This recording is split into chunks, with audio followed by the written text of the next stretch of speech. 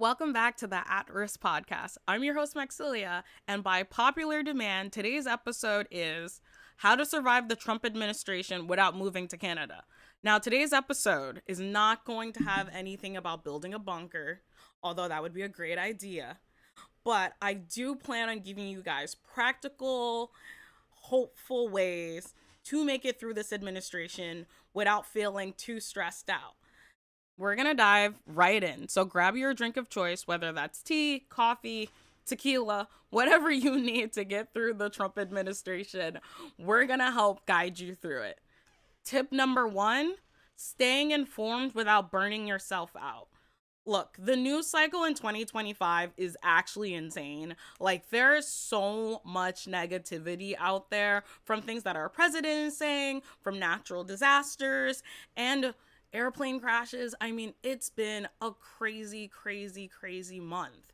And so, what can we do to keep ourselves informed without also losing our sanity? I recommend picking a couple of trustworthy news sources, think Washington Post or the Associated Press, right? And then you're literally going to pay attention to anything that's not Facebook, right? You're gonna set some time for when you watch and pay attention to the news. You should not be checking the news from morning to afternoon to night. That is gonna burn you out.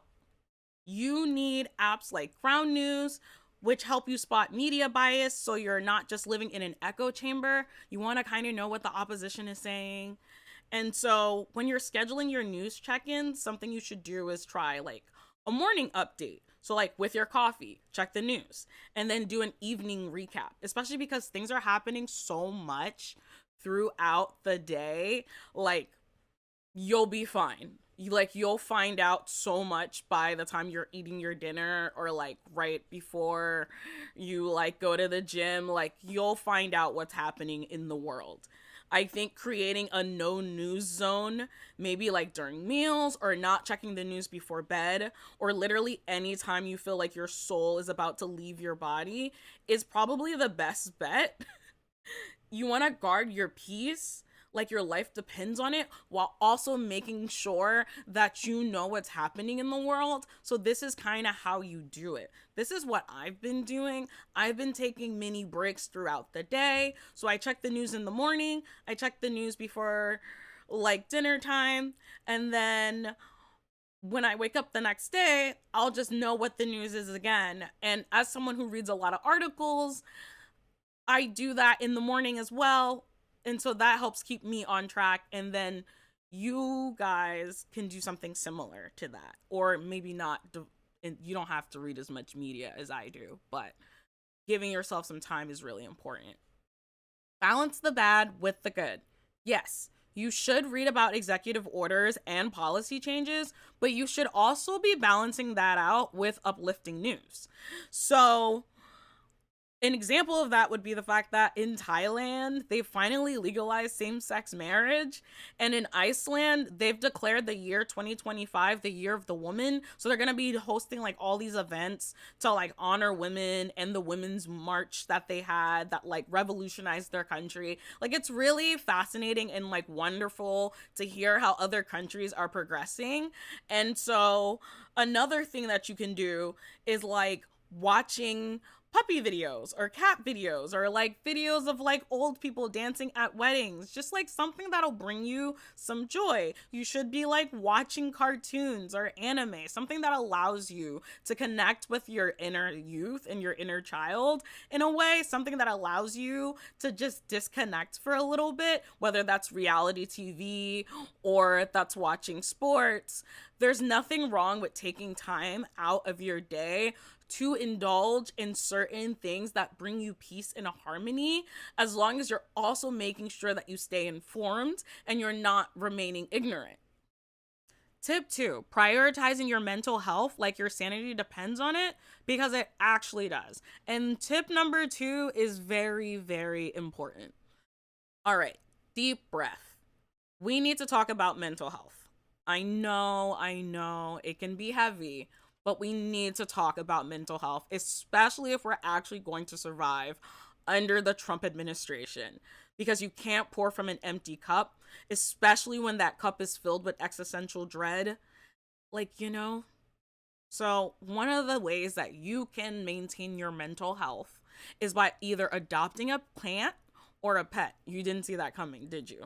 But studies show that committing to a pet or committing to plants can actually increase your serotonin. Having cats can reduce your risk of depression. There's all these studies out there that talk about what it's like to be loved by a creature. And so I think if you can't commit to a pet, start with a cactus. They're basically immortal. And if you can get a pet, you know, you can financially afford it and you're like in the position mentally, you have the capacity to take care of this beautiful creature, then I say you do it. I adopted a cat. His name is Cookie. He's absolutely beautiful. I'm obsessed with him. And I'm currently trying to train him how to hiss at Donald Trump on the TV. Okay? Like, we're trying to get him trained. And it's just like he brings me so much joy. He's such a good cat. And whenever I feel despair, I take a moment out of the day to cuddle with him, to chill with him. And it just really makes me happy. And my plants make me happy, even though I've had to move my plants because I have a cat now. So I just feel like if you can get a pet, if you can get a plant, like just go for it, you know? Like it really could help you decompress and make a world of a difference when you come home, especially after reading so much negativity, hearing so much negativity, and then having to go to work in capitalist America. So, you know, soul crushing labor. So it's good to be able to share your love with something. Okay, now it's time to get for real. We're going to talk about therapy. Now, under Trump's America, everyone is not going to have access to healthcare. We just have to be for real. Some people will get offers through their job, but the reality is some people have to pick between groceries and having healthcare, and oftentimes they're going to pick groceries. And so, if you don't have insurance, I do have a backup plan for you. Don't worry. But for those of you that do have insurance, I highly recommend therapy. It's like a tune up for your brain, and if you can access it, please do. When you think about the way that society is going and some of the harmful things that are out there, especially if you are trans, especially if you are a minority, especially if you are a woman or an immigrant or disabled, like if you are different from people in any capacity, if you struggle with anything in your everyday life, whether that's already anxiety and depression, some of those things can get worse under an oppressive regime. And so I think it's really, really important to take the time to prioritize your mental health. And the best way to do that, in my opinion, if you can access it, is therapy. And I actually talk to my therapist about politics. I mean, I literally work in politics. It's my whole life. And also, it affects me, especially as a Black woman living in America. And I'm sure so many people, even if you are a white man living in America, just seeing the state of the world could stress you out and cause anxiety, right? And so everyone, all of us, no matter our race, no matter our background, religion, or creed, like, deserve to be able to talk out our emotions and deserve to be able to feel heard and seen in the world. And one of the best ways to do that is through therapy. And if you don't have access to therapy, I think finding support groups like community groups, finding a solid friend that you can rely on, that you can be a listening ear to as well, because it should go both ways, but kind of providing that support in a way. Journaling is such a beautiful way to express yourself. I used to be so like against journaling just because I just thought I couldn't get into the writing. I'm not much of a writer sometimes unless it has to do with policy. So it took me a while to get into journaling, I won't lie, But whenever I'm having a little bit of existential dread and I can't get to my therapist and there's no one available on the phone because people are busy and that's just life sometimes, and maybe Cookie's not in the mood to cuddle me right now, journaling always helps. And I think joining a hobby group that has nothing to do with politics, something like pottery, rock climbing, even like a crochet club, it's just something that reminds you that you're human and you're not just a stressed out activist. So finding, and then there is a way to create art and have that be activism, and that's like a whole thing within itself. But you don't always have to make, like, you can set aside some self-care hours out of the day to do some painting, to do some recon, whether that's like playing video games, whether that's decompressing with some wine if you're of the age to drink, obviously. So just like whatever you, and every, obviously in moderation, but everything that you need to do to like take care of yourself, like if it's taking a bath, if it's going to like, I was gonna say Target, but we're boycotting Target. So, just somewhere that brings you a little bit of joy. I personally really love to go to Lush to smell everything, and then I always walk out with like a million stuff. Something else that's important is movement therapy. So, whether it's dancing or angrily cleaning your kitchen while you listen to Beyonce and Sabrina Carpenter, or kickboxing and pretending that you're fighting the GOP, you're fighting the man, you're taking down the oppressive state, if you will. Find a way to move that doesn't feel like a punishment. Bonus points if it involves punching something safely. I mean, basically, like getting your anger out in a productive way, whether that's deadlifting, whether that's boxing, whether that's doing slam poetry, whether that's journaling, whether that's like, ooh, what are they called? Whether that's like doing a rage room, whatever you need to do to just like, even if it's just running, like whatever you need to do to just like free the mind and just like allow the body to relax. I think that's so important. And last but not least, indulging in comfort media. So whether that's watching Avatar The Last Airbender, watching anime, like making sure that you watch cooking videos that bring you joy, or like those really cute like grooming videos. Is anyone else into like the grooming videos where they like take the cats and the cats get like bathed and stuff like that? Like, I don't know. I'm really into that and they're really cute. Highly recommend. So things like that make a difference. Tip 3, taking action, aka turning your rage into results when you're not kickboxing. So let's get real. Screaming into the void is not enough. If we want to change the world, we have to start in our own backyard.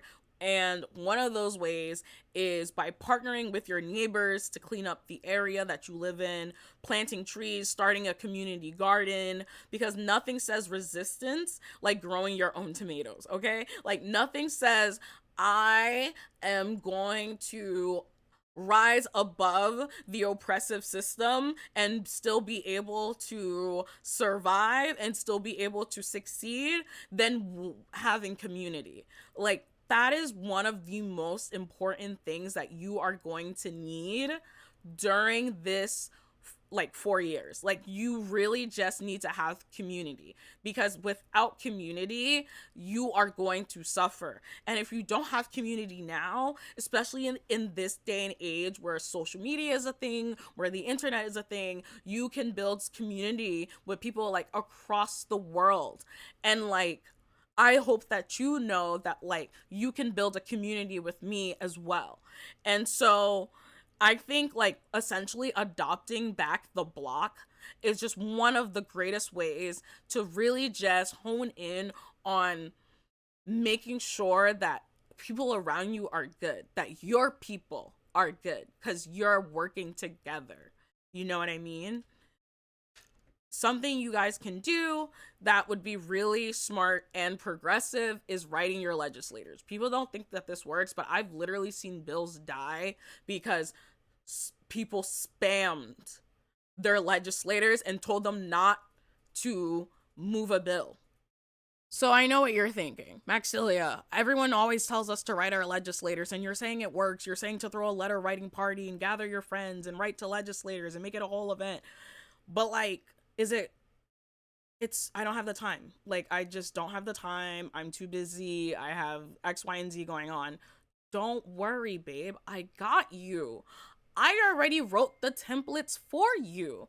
The templates are down in the description below. I have various templates about various executive orders or various policies that we want our legislators to push to ensure the safety of trans people, ensure the safety of disabled people, minorities, undocumented immigrants, and so on and so forth. Because injustice anywhere is a threat to justice everywhere.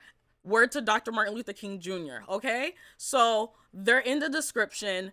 Please check it out. And then you guys can like mass send those out to your state legislators. If you don't know who your state legislator is, just go, literally you can Google it, but like you can do like for New Jersey, it's njleg.org, like New Jersey legislator.org, but it's njleg.org. Like New York, you can I'll put links in the description, guys.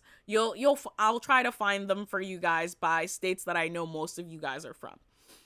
Something else that you can do is starting a free pantry, kind of like setting up a take what you need system.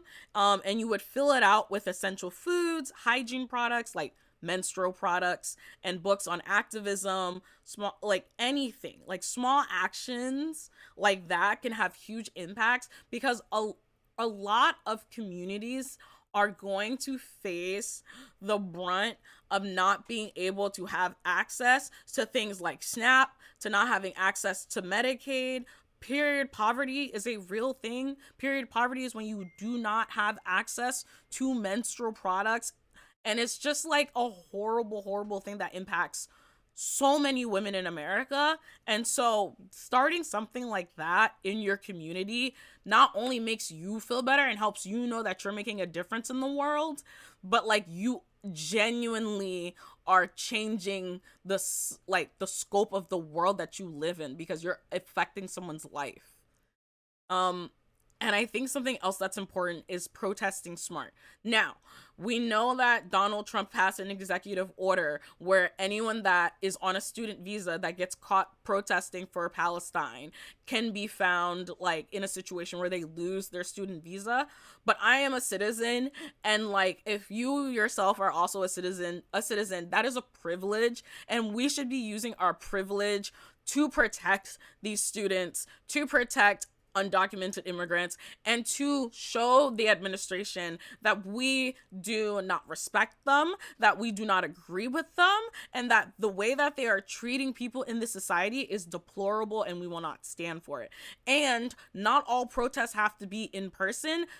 There are disabled people. There are people that are terrified of like leaving their homes, and I understand. So we can do virtual protests. And that you're probably like, does that even make sense? But organizing online is one of the smartest ways for Gen Z to take back its power. Like we could have a Zoom of 30,000 heads talking about how to strategically get our legislators off I don't want to say off their ass, because New Jersey legislators work very hard and I'm very appreciative. I'm looking at the Dems on the federal level. Like we should be writing to Hakeem Jeffries. He did give a speech recently and it was good, but like I need everyone to be ready to go toe to toe with the Republicans, and they're not going to do that unless we apply pressure. And we can do that by organizing online and going to town halls and just doing the thing. So you know how we talked about getting on your Zoom? Like making sure that you're building a resistance squad is tip number 4, okay? Find your people. Build your community. Who are the people in your life that you trust, that you can like rely on and support you? Like 2025 is not the year to have shiesty friends. It's really, really not. You need a good support system. And I'm a big believer in found family. Like, if you are in a situation where you can't find like your people, don't be afraid to put yourself out there and like branch out. Or if you're a part of a group and you feel like ostracized and like you're not sure where to go and you're just nervous, like please don't be afraid to just put yourself out there. There's Bumble BFF. Now, I've heard some horror stories, but I'm sure we can figure some things out. And like, I got you, okay? Like, we're gonna figure this out together because once you find your people, hosting radical movie nights to watch, like, Sorry to Bother You, or having a group chat, going on trips, taking a moment to just hang out with each other, a board game night, just really taking the time to regroup and like find peace and harmony with human beings, like-minded human beings. You want to find people that don't want you to lose your rights, basically. And that's not me saying that you shouldn't engage with Trump supporters, because us trying to educate them is going to have to happen. Granted, majority of them are not going to listen to the facts that we provide them with, many of which right now are currently in denial that their president is destroying the United States as we speak. But I digress. I think finding your people can help you. Like, it's important not to be in an echo chamber. Finding your people ensures that you have safety and that you have a safety bubble when needed. Tip number 5 has to be my favorite tip. It's called boycotting. There is so much money in the American dollar. We have so much power when it comes to what we put our money into. Have you seen the numbers and stocks for certain companies that we have chosen to boycott this year? And so while we're saying screw Starbucks and McDonald's, we also should be saying screw Walmart and Target and any other organization that thinks that they don't need to care or worry about minorities, trans folk, that don't think that they should care about community and ensuring that everyone feels safe and heard. You know what I mean? Like, spend money with brands that align with your values if you can afford it and if it's available for you to do. There's levels to boycotting. There's like going out of your way to not go to major corporations and buying directly from the individualized source. There's DIYing things. There's finding alternative brands. There's picking and choosing the ones that 1000%. Like, I know I can live without McDonald's. Like, forget McDonald's, okay? Like, forget McDonald's, forget Starbucks. That's not hard. Like, Target hurt me. That one hurt, but I can live without Target. Walmart, goodbye. Like, it's okay. Like, we're gonna be fine because like there's alternatives to those stores, and like we should be helping mom and pop shops anyway because they're probably gonna be struggling under this administration. So I just want to make sure that like if you financially can afford it, because certain people can't afford certain things. Like, I don't know if we're boycotting like Family Dollar, for example, because like if we did, certain people, that's not me telling you to boycott Family Dollar. I'm just saying, like, an example would be like if you are in a certain socioeconomic class, you probably can't afford certain things, and so maybe you have to shop at Family Dollar, for example. And so it might be hard to boycott that, especially if that is the only establishment in the community that you live in that you can afford. And I say that as someone who grew up in Irvington. I know exactly like what that feels like.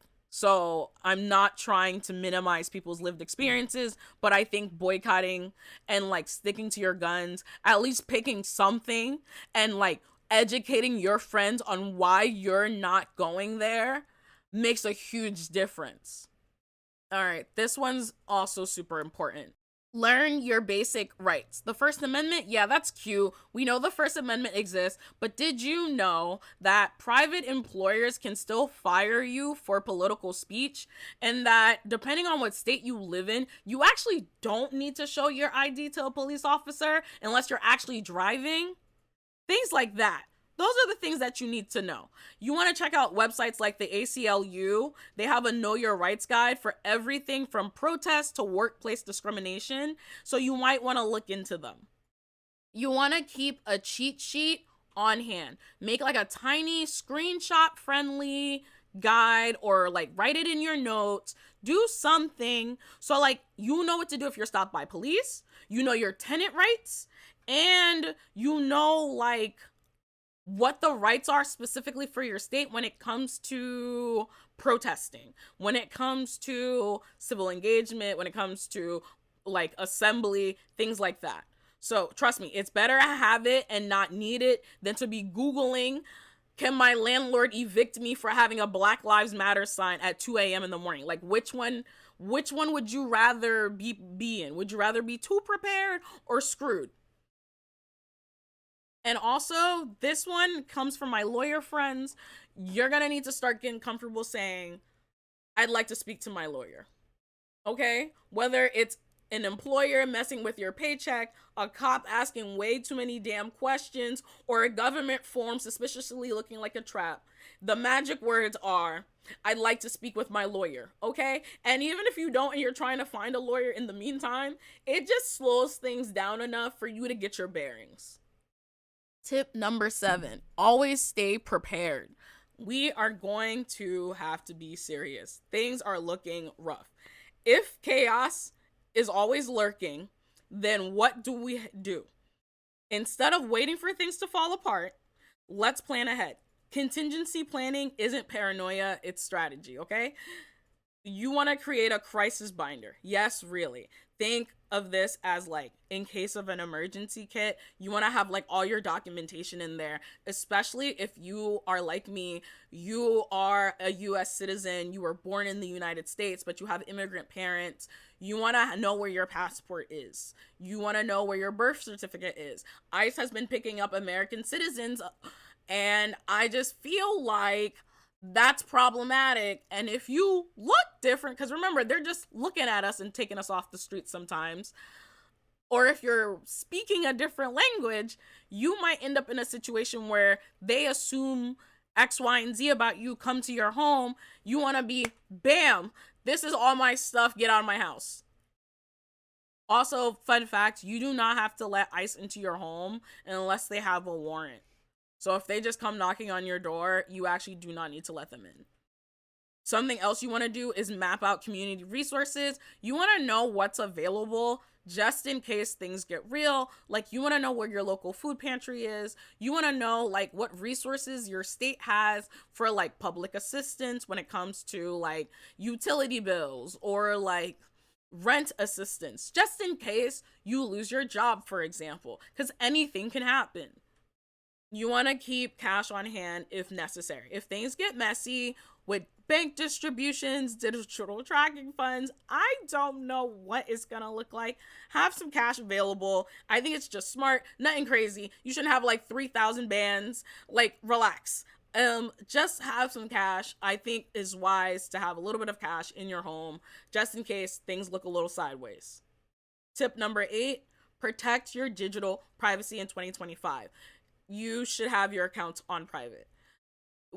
People are going to be expressing themselves a lot more. You should be allowed to express yourself a lot more. But remember when I said your private employer can possibly get you in trouble for the things that you talk about? Like, yeah, you don't want yourself to get caught up. And I know that's ironic given that this podcast is the at risk of losing my job podcast. But like, again, I'm taking that risk. Like, you guys shouldn't be taking that risk. Like, please keep yourself safe.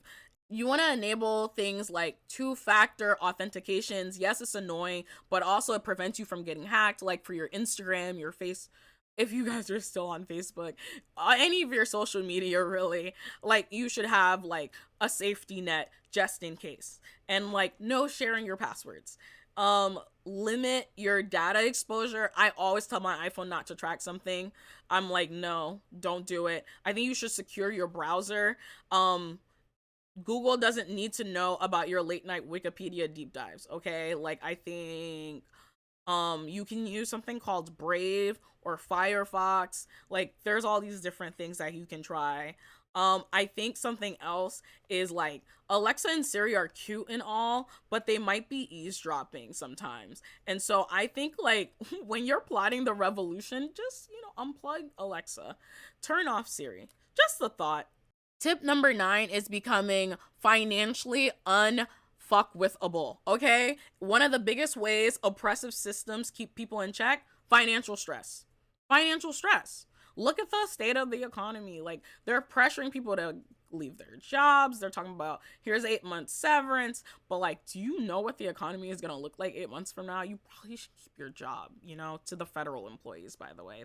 But like, if you're drowning in debt, struggling with bills, or one paycheck away from disaster, it's harder to fight back. And that's why we hate capitalism, because it literally steps on the people at the bottom to uplift the 1%.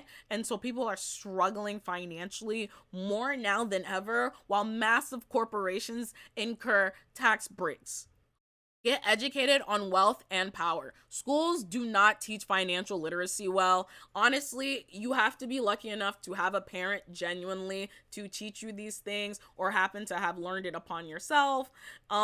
So I think reading books like The Black Girl's Guide to Financial Freedom and like other books in that sense are helpful. I think speaking to people that are in great places financially, that you trust and are aware of. I think finding a financial advisor, if you are able to financially afford that, these are the things that you want to do. And if you're following anyone for like financial advice on the internet, kind of make sure they're like an anti-capitalist financial strategies. Like, it shouldn't just be like, oh, you're gonna have to hustle and have 3 jobs and that's how you're gonna. No, I don't believe in hustle culture. I think like working until you die is like depressing and just a lie that capitalism is trying to force down our throat. I think like you should be looking at anti-capitalistic ways to preserve your finances.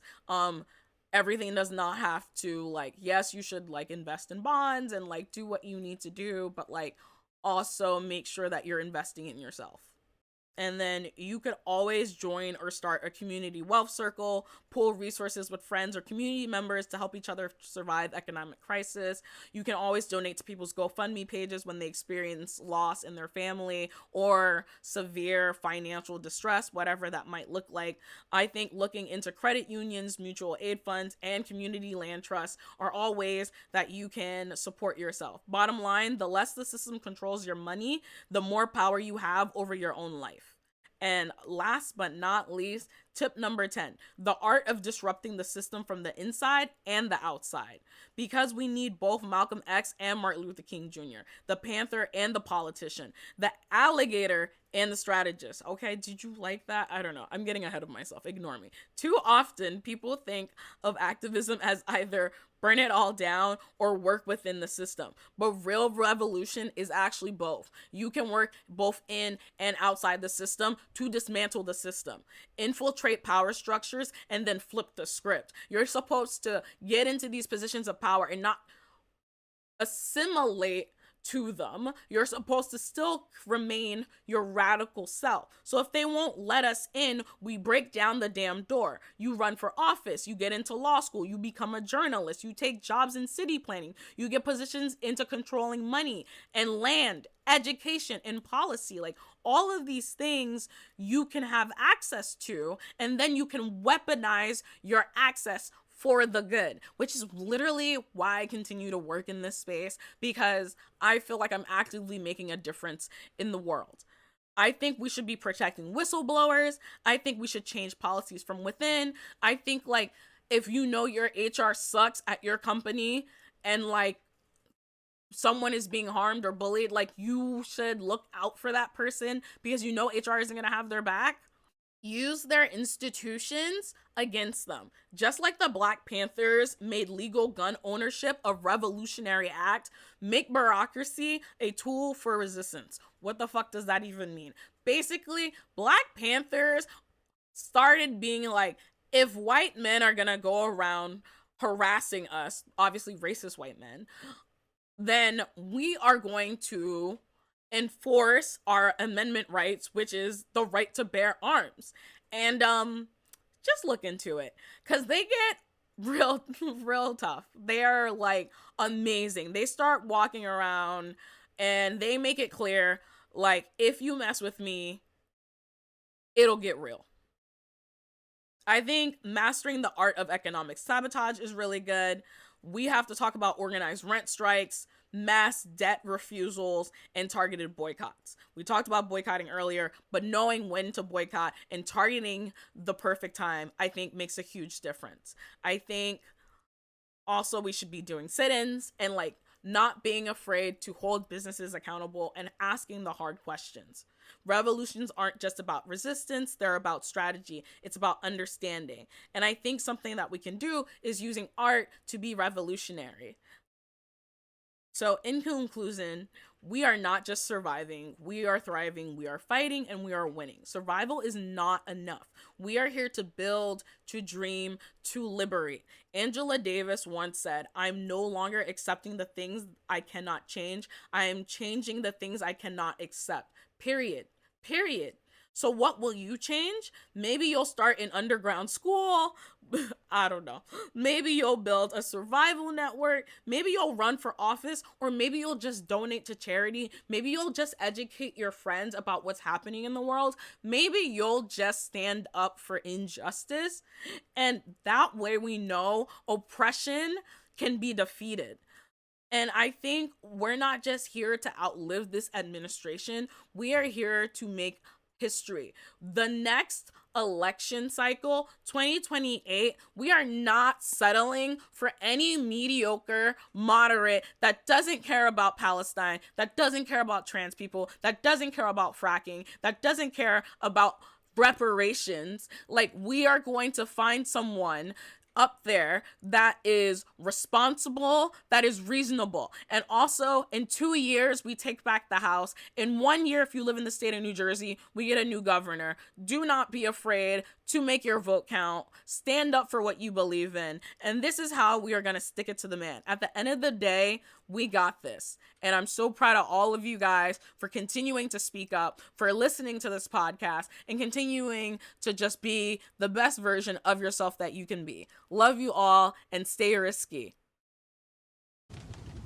Bernie Sanders' level of progressive. If they are not talking about loan forgiveness, if they're not talking about erasing medical debt, if they're not talking about climate change, if they're not talking about fracking and the disappearance